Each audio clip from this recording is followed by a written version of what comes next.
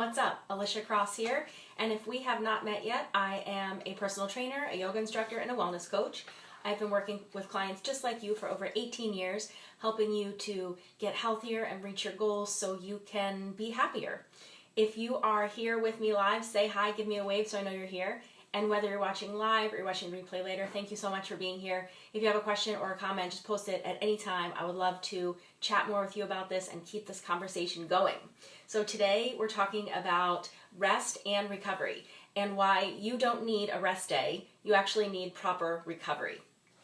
So rest and recovery are one of the training variables. So the training variables are things like the intensity, like how much weight you're lifting or how high your heart rate is, volume, how many reps and sets you're doing, tempo, so the speed. So there's all these different factors in your training that you can manipulate and change to have the desired result that you want, and rest and recovery is one of those components. And it is often underlooked or underappreciated or misunderstood. So I'm going to talk about today rest and recovery and why you do not need a rest day. So a misconception about rest is that it is, you need to take a day off. You need to rest from the gym. You need to do nothing. Another misconception is if you're injured, if you've hurt your back, you need to go sit on the couch and do nothing. You need to rest. So I'm going to clear up a couple of those misconceptions here as we chat about rest and recovery. And we're going to start with talking about daily movement. Your mind and your body need daily movement. You need to move every single day. 30 to 60 minutes is a great goal to have. I did that post a couple weeks ago that for women, especially postmenopausal women, to avoid weight gain need 60 minutes of exercise every day. So this is kind of the goal that you are moving toward. But if you give yourself that minimum guideline of at least 30 minutes of movement/exercise, that is a great place to start. But your mind and your body thrive off of daily movement.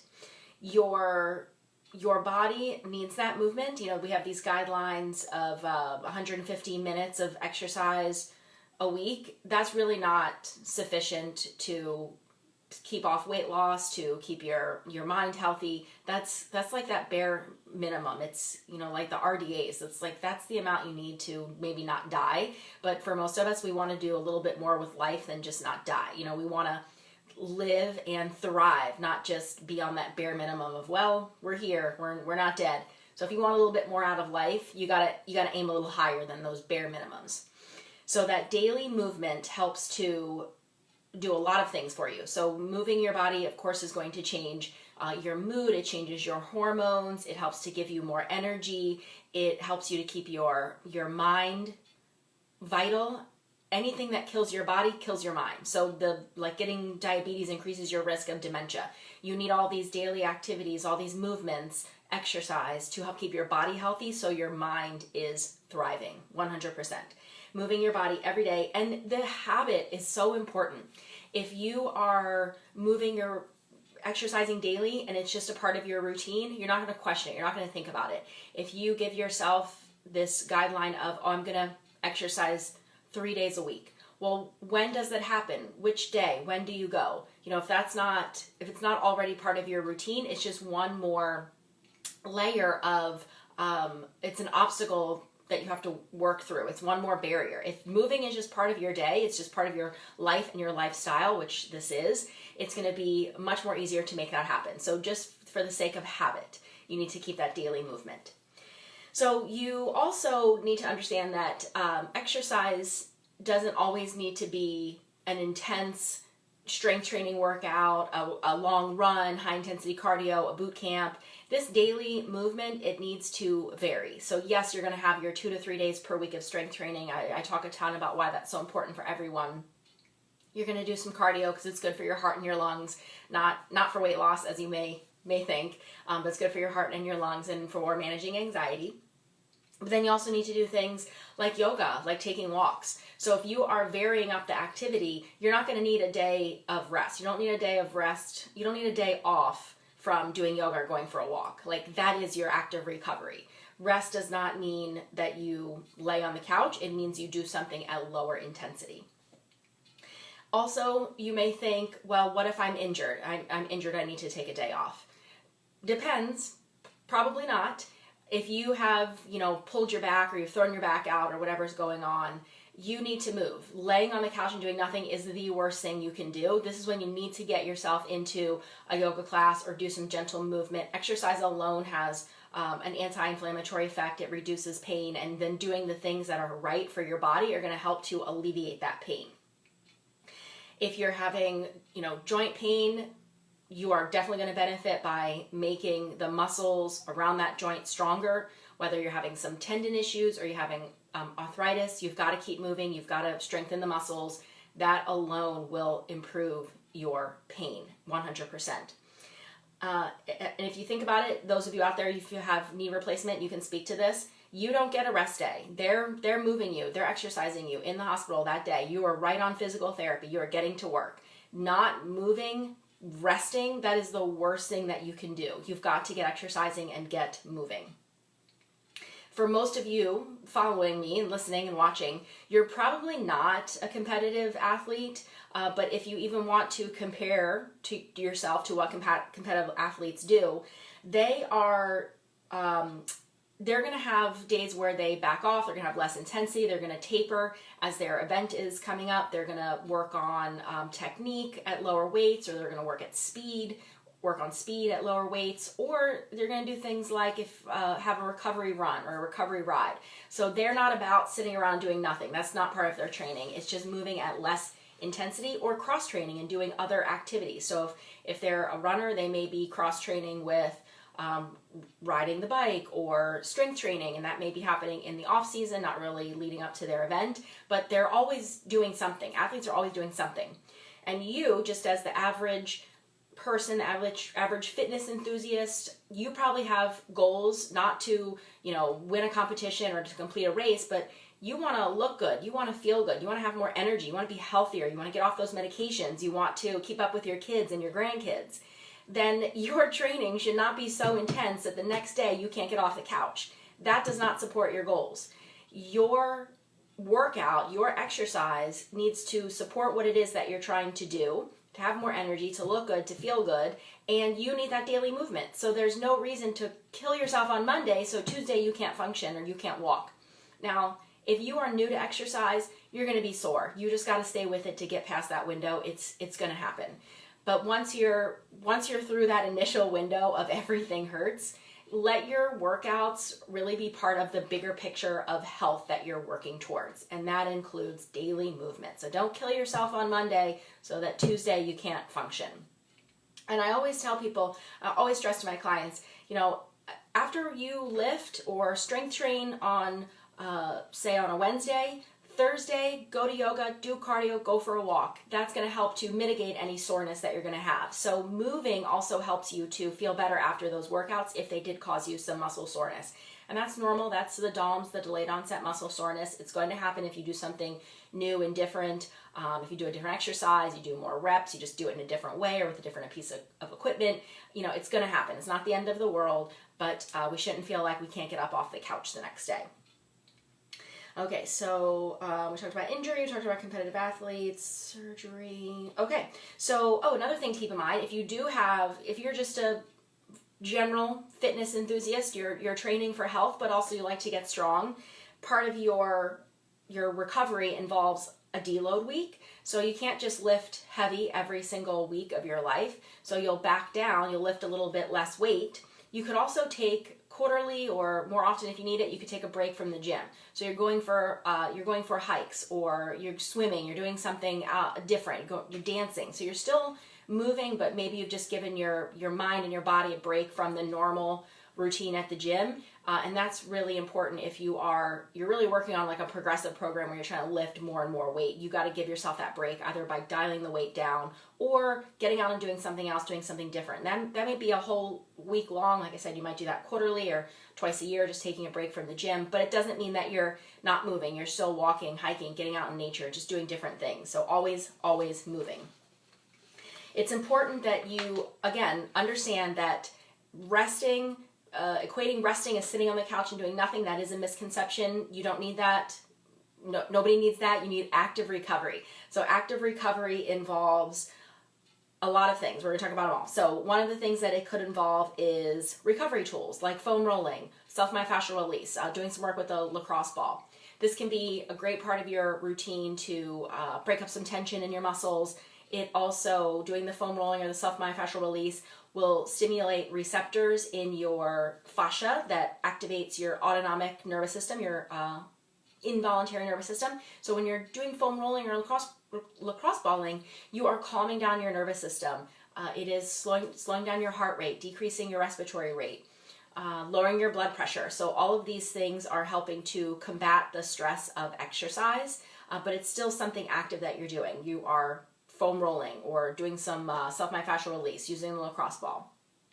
Another component of your active recovery is managing your stress. Exercise is stressful.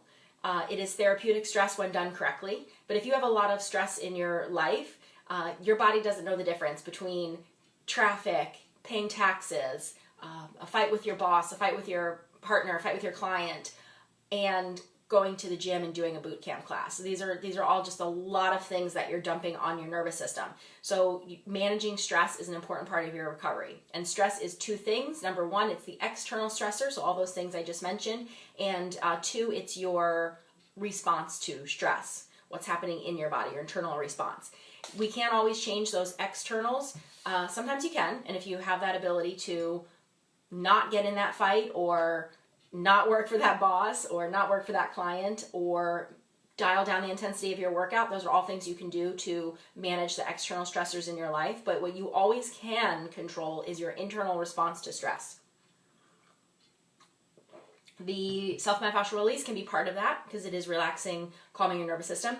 Meditation is huge. I just posted in my story yesterday on Instagram that one of my clients who has been with me since way back in the day when I taught yoga at the gym, he said I'm a lot more mellow now, which was an awesome compliment because I have been meditating. I was not meditating, or I think I was just maybe starting to get into it at the gym.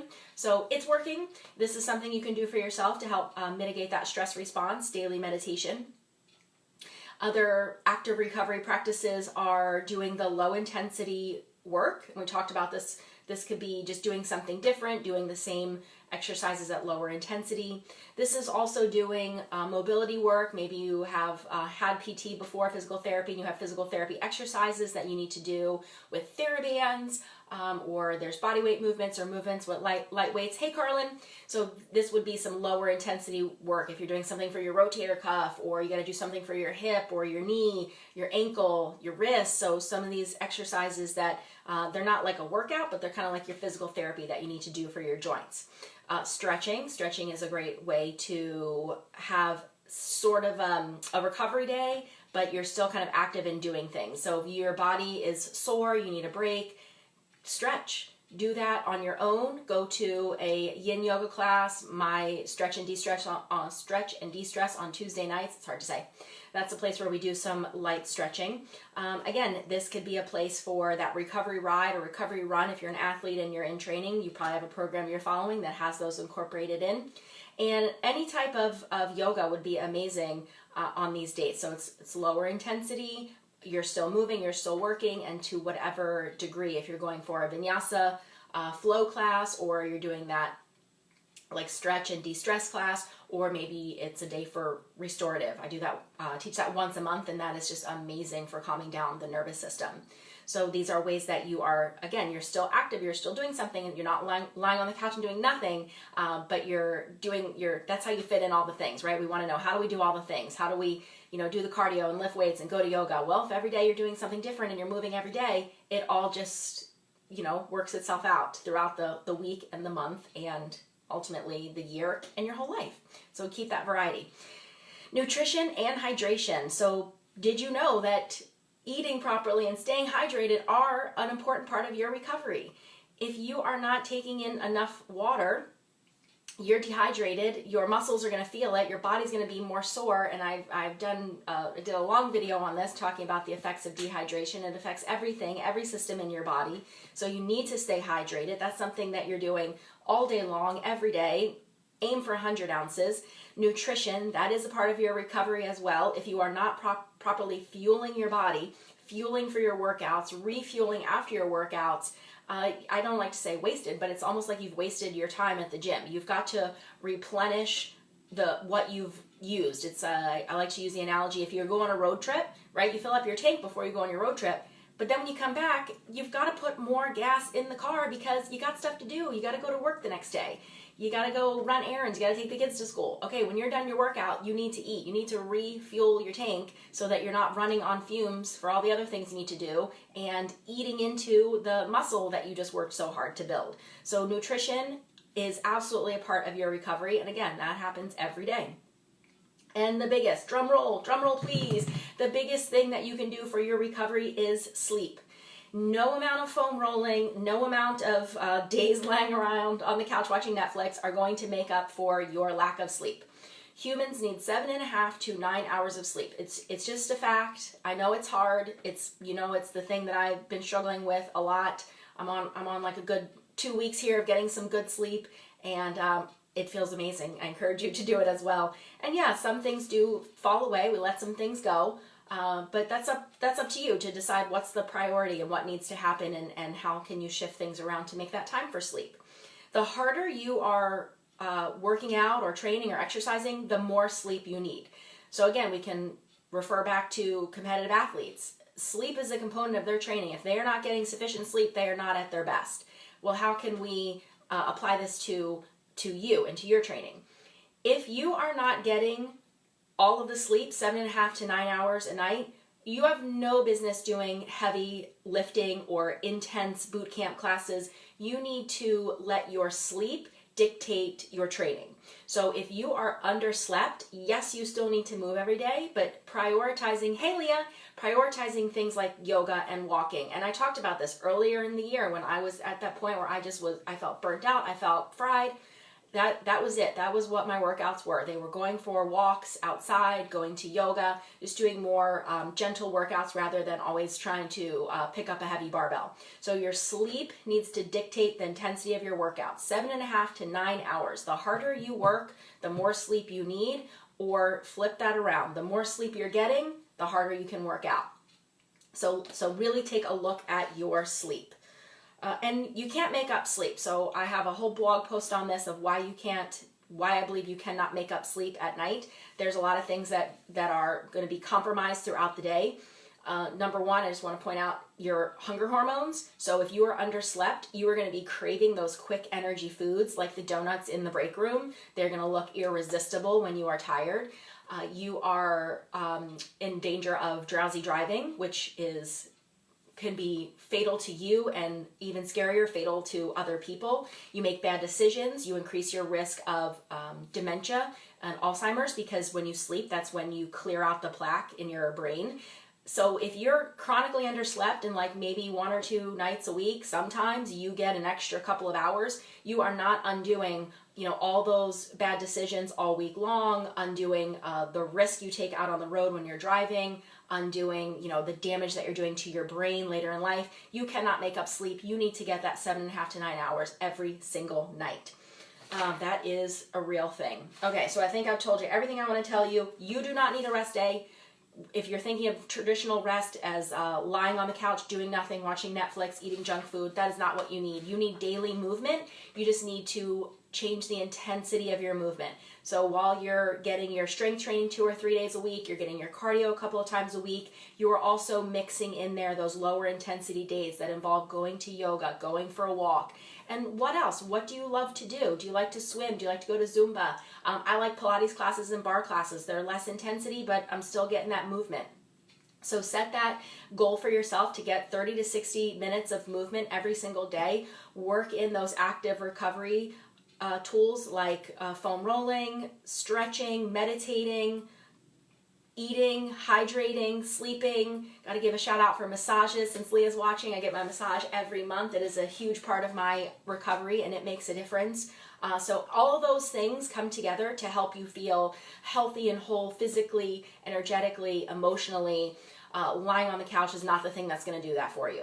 So if you have a question about anything that I talked about here, if it's making you think, if you are kind of rethinking something that you believed, if you want to discuss something more, if it's kind of flying in the face of what you have been practicing, post it here in the comments. Let's talk about it. Let's chat. Let's keep this conversation going. And if there is anything you'd like me to talk about in a future video, post it here or send me a message anytime. I love your ideas and your questions. Just keep them coming. And let's make it a great day. Let's get in 30 to 60 minutes of movement at any intensity, whatever your body needs today. And I'll talk to you guys next week. Bye.